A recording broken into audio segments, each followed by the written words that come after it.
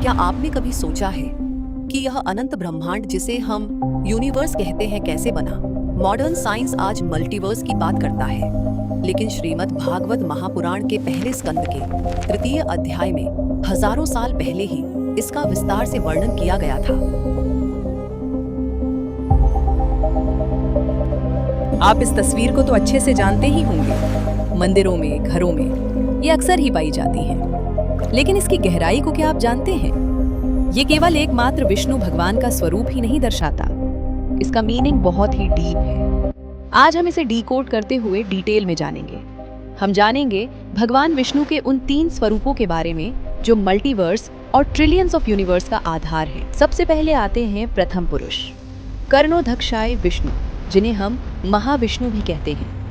हैरत की बात यह है कि उनके शरीर के एक एक हेयर फॉलिकल से एक नया ब्रह्मांड या यूनिवर्स जन्म लेता है।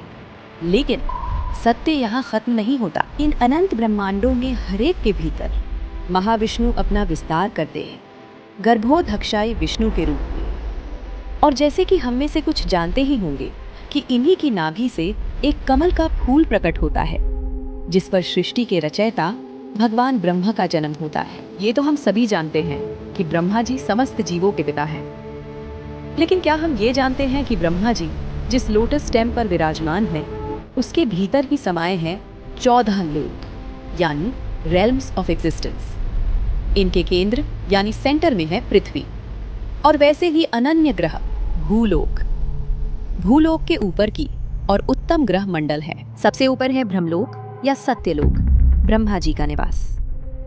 फिर आता है तपालोक, जहाँ बड़े बड़े ऋषि तपस्या में लीन रहते हैं। जनालोक, ब्रह्मा जी के मानस पुत्र का निवास। महारलोक, सप्तऋषियों का स्थान। स्वरलोक, इंद्र का स्वर्ग, जहाँ पुण्य कर्म करने वाली आत्माएं जाती हैं। भुवरलोक, धरती और सूर्य के बीच का क्षेत्र, जहाँ भूत प्रेत निवास करते हैं। फिर आता है करम क्षेत्र, हमारी पृथ्वी या भूलोक। भूलोक के नीचे भी 7 गहरी दुनिया है।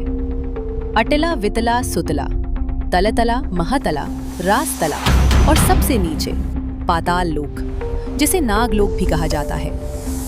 गर्भोधक्षय विष्णु से शिरोधक्षय विष्णु का एक्सपेंशन होता है। जो सब जीवों के कलेक्टिव परमात्मा है, वही श्री हरिहर कहलाते हैं, और उन्हीं से सभी अवतारों का एक्सपेंशन होता है, श्री कृष्ण का भी।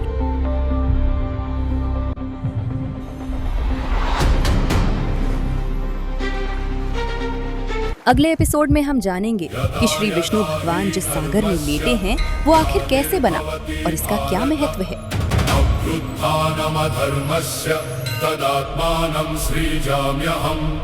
परित्राणाय साधूनां विनाशाय च दुष्कृतां धर्म संस्थापनार्थाय संभवामि युगे युगे।